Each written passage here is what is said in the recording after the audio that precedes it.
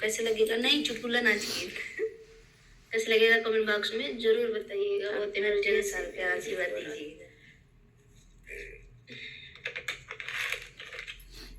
बताए जाहो सखिया अपन डगरिया, बताए जाहो सखिया अपन डगरिया, कवने दिशा में है तोरा नैहरवा, कवने दिशा में है तोरा नैहरवा, तोरा नैहरवा सखी तोरा नैहरवा,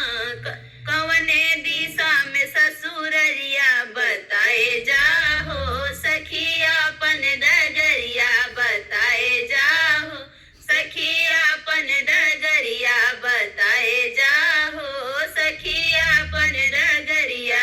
पूरब दिशा में है मोरा नैहर, पूरब दिशा में नैहर है मोरा, नैहर है मोरा सखी नैहर है मोरा, नैहर है मोरा सखी नैहर है मोरा, पश्चिम दिशा में ससुररिया, बताए जाहो सखिया अपन डगरिया, बताए जाहो सखिया अपन डगरिया,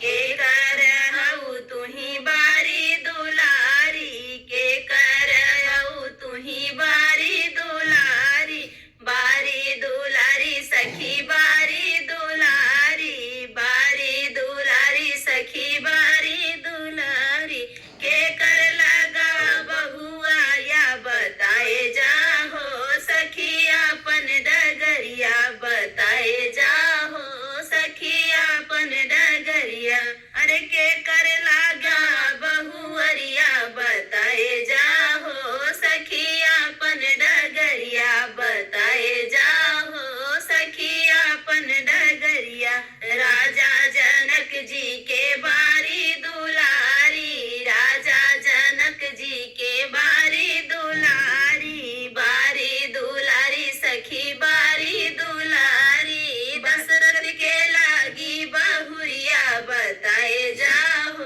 सखिया अपन डगरिया, बताए जाहो सखिया अपन डगरिया,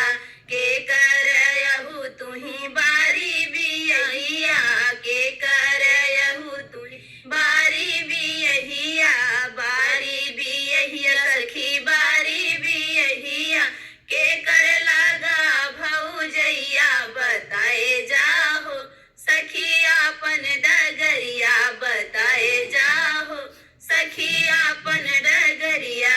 प्रभु श्री राम के बारी बियहिया, प्रभु श्री राम के बारी बियहिया, बारी बियहिया सखी बारी बियहिया, लक्ष्मण